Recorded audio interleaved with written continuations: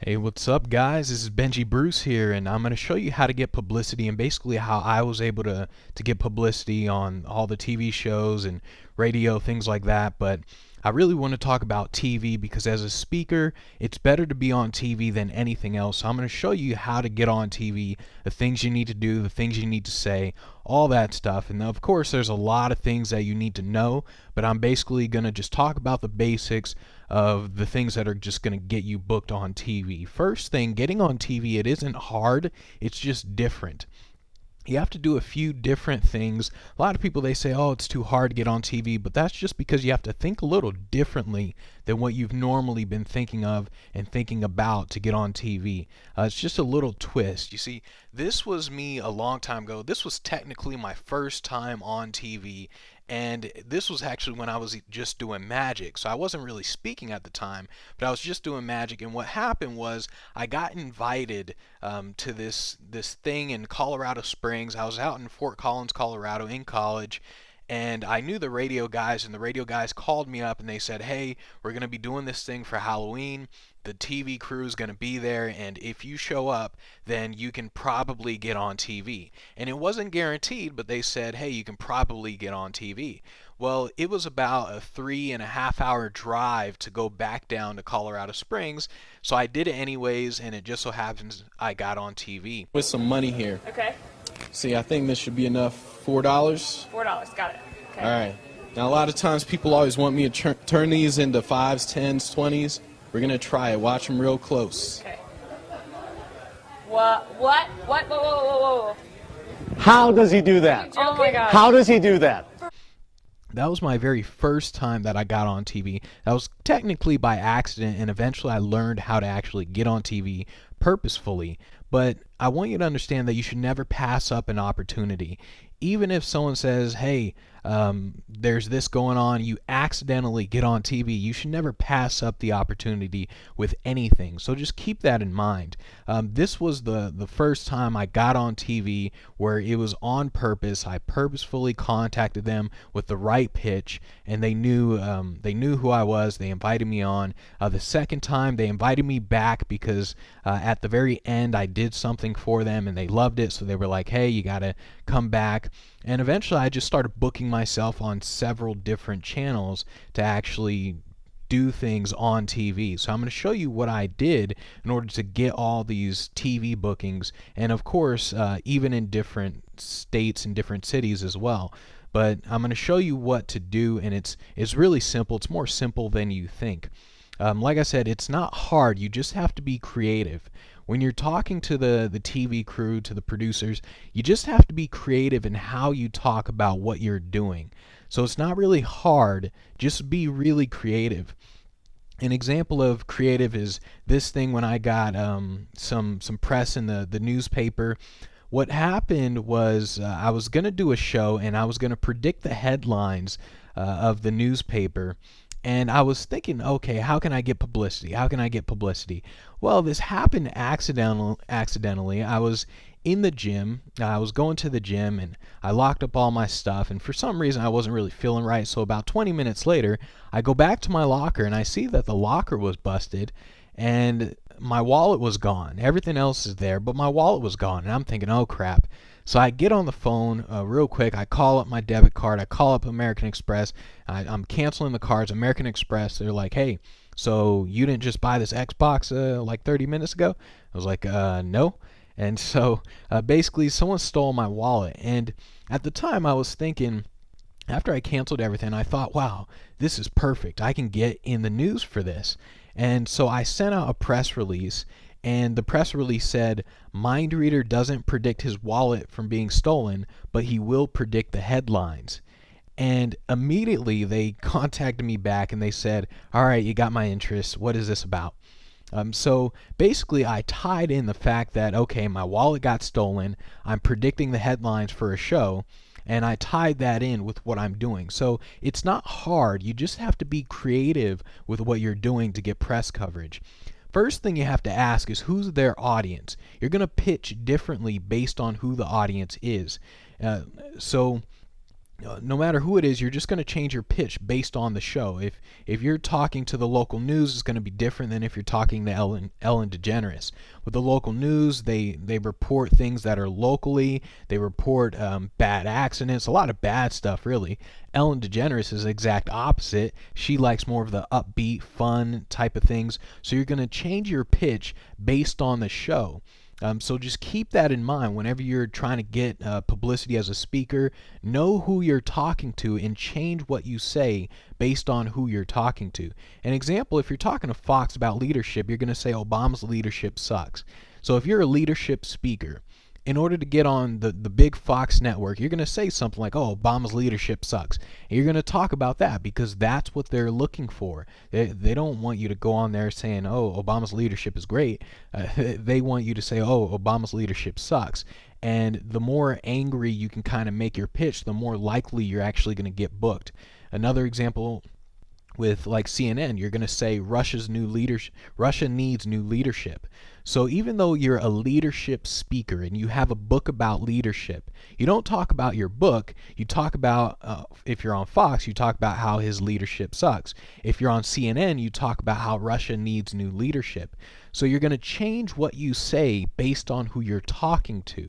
And you're always, well, not always, but most of the time, you want to tie in your topic to something bigger than yourself, something bigger than your book or bigger than you as a speaker, because no one really cares about you.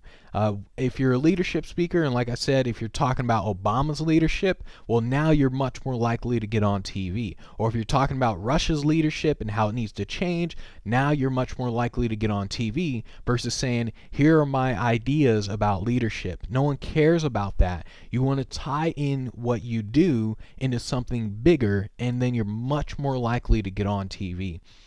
And really think, is it really news? Because just because your cat died, that doesn't mean it's really news. So you have to ask, is it really newsworthy? Is what you do amazing enough to be on TV? Is it good enough to get on Fox, get on CNN, to get on any of the channels? Is it good enough? Well, not good enough. Is it great, actually? And you always want to create ideas. I tend to create a lot of ideas when I'm in the shower. So always come up with new ideas, new pitches. When there are new things that are going on, you see, I don't know, you see the another oil spill happening. Well, now all of a sudden you come in, if you're a leadership speaker, and you say, how they could have changed their leadership to prevent this from happening. So you always want to create new ideas with the new opportunities that are popping up.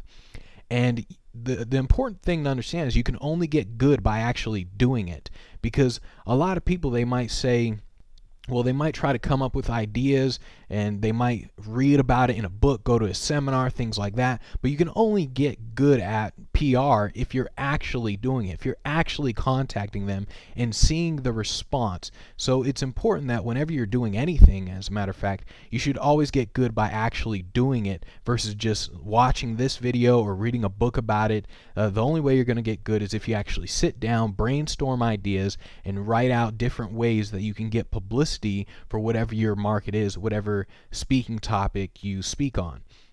And really ask yourself, what's your story? Do you have a rags to riches story? What's your story? What's different about what it is you're doing?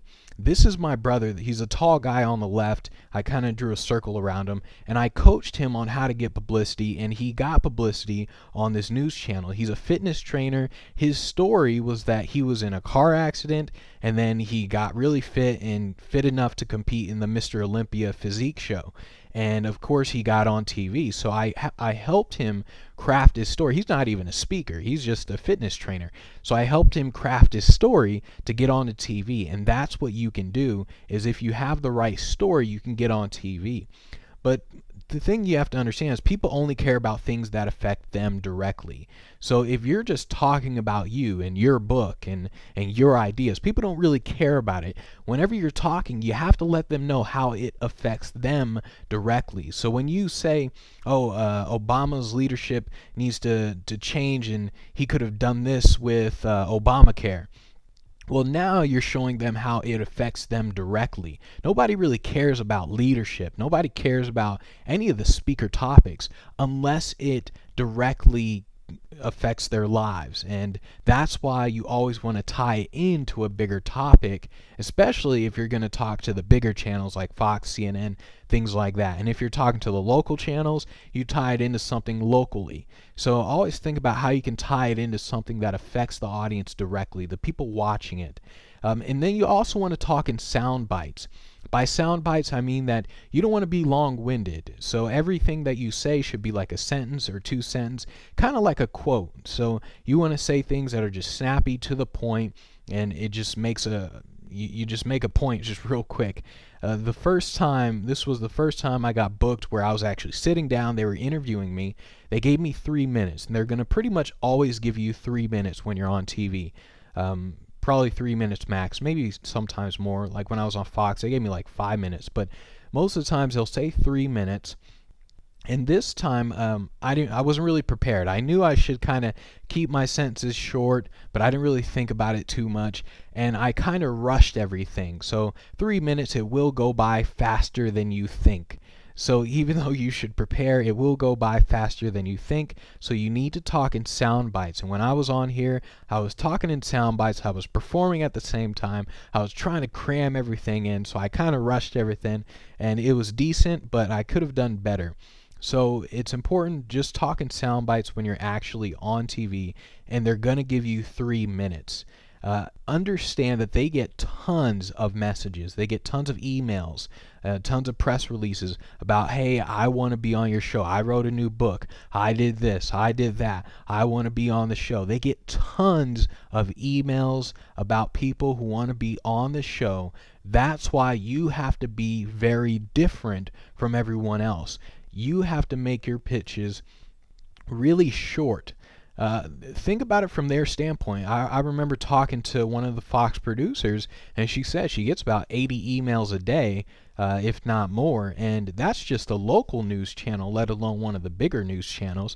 So the thing is, they always pay attention to the short messages, because if you're going on for like 2 pages, and even a page, even 2 paragraphs is pretty long. The best is you want to keep it to a paragraph max, and even then, if you can't really describe it in 2 sentences, you might want to rethink it. So you want to make your pitch really short, make sure they get it, make sure they just really understand it whenever you're talking to them, and make sure you're talking about from their standpoint. How are they going to get the ratings?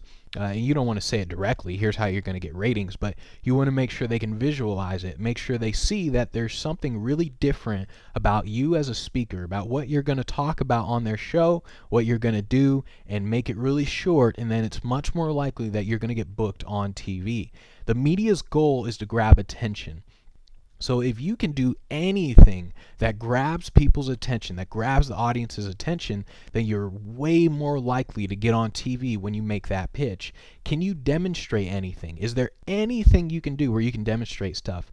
All the things, whenever I'm on TV, I always perform something because I can do mind reading plus the speaking. So by demonstrating something, they say, oh man, this is cool. People are going to pay attention.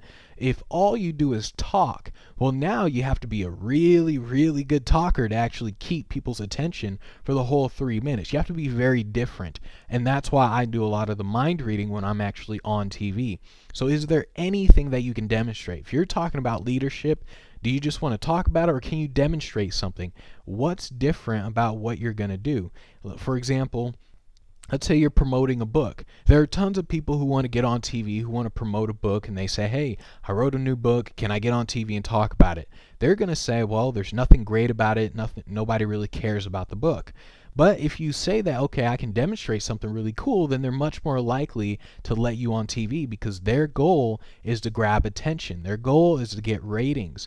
For example, when I was on Fox out in San Diego, I did a thing with a book where I had the lady, the host, the anchor, I told her to think of a word from the book, and then I guessed what word she was thinking of. You're going to open the book to any page you want. Look at a long word, so like 6 letters or more. Right. Remember the word, and then just close it back up. Just let me know when you're done. Okay. Already? Okay, that was quick. Wait, I closed the page, so I lost it. That's all right, as long as you remember the word. Uh-huh. Okay. So say the word in your head. Just keep repeating it over and over in your head. Just keep repeating it over and over. Say the first letter of the word in your head. Just keep repeating it over and over. As a matter of fact, Raul, what do you think the first letter is? I'm going to go with an N. An N? Was it an N? No? Oh, man. What, what was the first letter? You.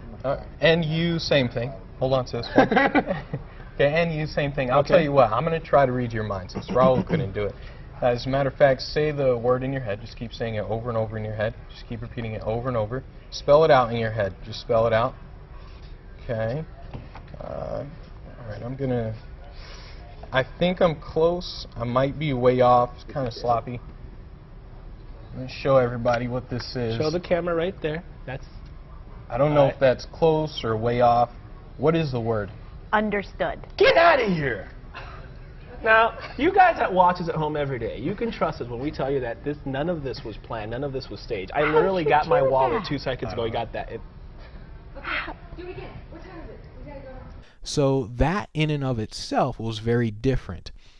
Whatever you have some type of skill. There's something that you can do that other people can't do, or maybe there's some type of demonstration you can think of that most people wouldn't think about. There's something that you can do that's a little different than what everyone else is doing. In my case, I always do the mind reading because not too many people use that in their speaking and things like that. Not too many people can do that. So think about what are the things that you can do that other people can't do. And once you have that, you're going to include that into your pitch. If you're a singer, then is there a way you can possibly sing? Is there something, anything? If you're a chess grandmaster, can you include that somehow into your leadership topic or whatever topic you have? If you're a poker player, can you include that somehow and do a demonstration? Whatever it is, you have to think of creative ideas that are going to be able to get you on TV. If I was there with you, if we were brainstorming together, I could come up with ideas for you. But since we're not, you have to just come up with all these creative ideas. Start combining different things, and you're much more likely to get on TV. But that's the basics of really getting on TV. There's nothing hard about it. It's really just different. There are just different things that you have to do, and then you're much more likely to get publicity as a speaker. And later on, we're going to talk about just how to get more speaking gigs and how to just get higher paying speaking gigs. But the basics is that's how you get on TV. And when you do get on TV, you're obviously going to use all that stuff for promoting and marketing and all that stuff. So yeah, just keep that in mind to get on TV.